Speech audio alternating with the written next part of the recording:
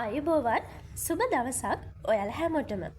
අදත් ඔයාල මේ එකතු වෙලා ඉන්නේ මලිය ඇඩිට YouTube channel එකත් එක්ක. අලුතින් එකතු වෙන අය අපේ channel එක subscribe කරලා bell icon එකත් all දාලා තියාගන්න කියලා මතක් කරමින් අපි අද යමු අපේ වීඩියෝ එකට. අද අපි කතා කරන්නේ රාවණා රජතුමා ගැන. ඔයාලා හැමෝම දන්නවනේ රාවණා රජතුමා කියන්නේ කවුද කියලා. හැබැයි අපි දන්න කතාවමද රාවණා රජතුමාගේ ඇත්ත. අපි බලමු මේ වීඩියෝ එකෙන් රාවණා රජතුමාගේ ඇත්තම කතාව මොකක්ද කියලා. අපි හැමෝම කියවලා අහලා තියෙන විදිහට රාවණා සීතාව ලංකාවට පැහැරගෙන එන්න හේතු වුණේ මේ කතාවයි. රාමාගේ මල්ලි ලක්ෂ්මණ ලංකාවට ඇවිත් රාවණාගෙන් ආයුර්වේදය ඉගෙන ගන්න අතරතුර රාවණාගේ නංගි සුපර්ණිකා එක්ක ප්‍රේම සම්බන්ධතාවයක් ඇති කරගත්තා. මේ සම්බන්ධය පස්සේ කාලෙක ලක්ෂ්මන් ආයිත් ඉන්දියාවට ආවත් එක්කම බිඳ වැටෙනවා. සුපර්ණිකා තමන්ට අහිමි වෙන්න යන ආදරේ හොයාගෙන ඉන්දියාවට ගියාම ලක්ෂ්මන සුපර්ණිකා එක්ක රණ්ඩුවක් ඇති කරගෙන සුපර්ණිකාගේ එක කනක් තුවාල වෙන්න හපනවා. පස්සේ මේ තුවාල පිටින්ම ලංකාවට එන සුපර්ණිකාව දැක්ක රාවණාට වෙච්ච සිද්ධිය අහලා හොඳටම තරහ යනවා.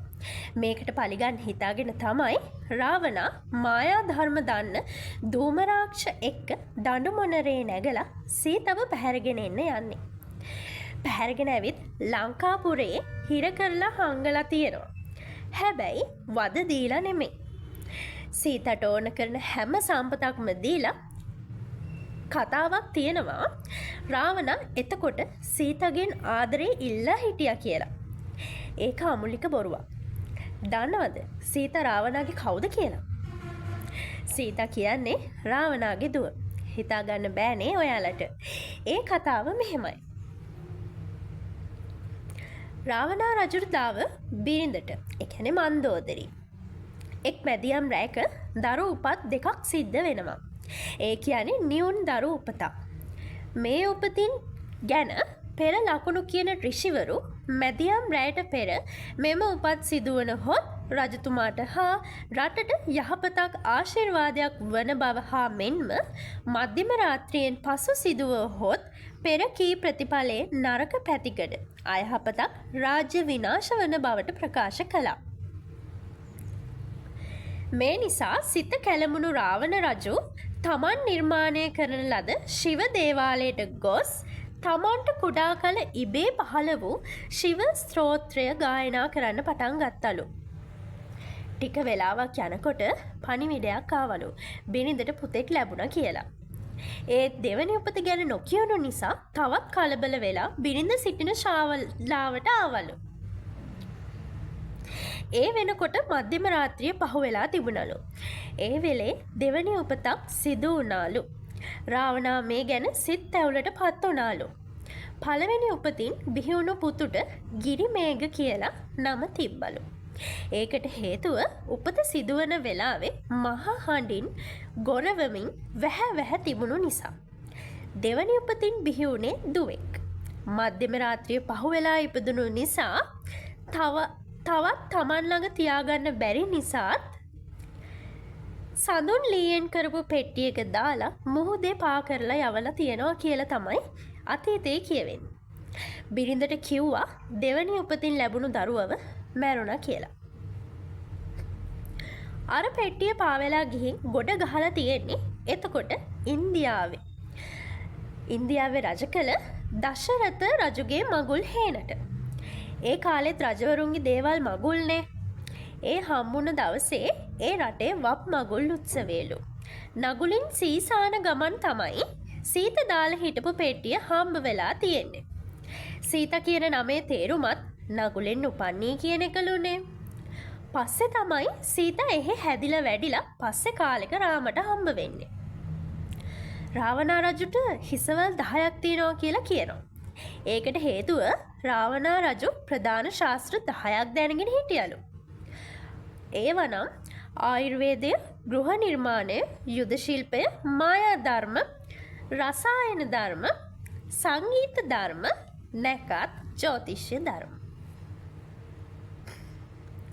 රාවණා රජු ආයුර්වේදයට බොහොම ආදරය කරපු ආයුර්වේද විද්‍යාව ප්‍රගුණ කරපු රජ කෙනෙක්. ඔහුට ඒ දැනුම ලැබෙන්නේ ඔහුගේ සීයා පුලස්ති ඍෂිගෙන්. අදටත් පරාක්‍රම සමුද්‍රයේ ඉස්සරහා තියෙන පිළිමේ පුලස්ති ඍෂිගේ තමා. නැතුව පරාක්‍රම බාහු රජුගේ නෙමෙයි. මෑතකදී කරපු පරීක්ෂණයකින් ඒක තහවුරු වුණා. කාබන් කාල නිර්ණ පරීක්ෂණය. ඒ කාලේ පුලස්ති ඍෂිට ආයුර්වේද වටිනාකමින් මිල කරන්න බැරි මහ විශාල වනයක් තිබුණලු. ඒක ශ්‍රී අකුර හැඩයට තමයි හදලා තිබුණයි කියන්නේ. ආයුර්වේදයට අනුව ශ්‍රී කියන්නේ ලෙඩ හොඳ කරන අකුරක්නේ. රාම රාවණා යුද්ධයේදී ඔය වනය විනාශ වෙනවා. ඒත් සම්පූර්ණයෙන්ම නෙමෙයි.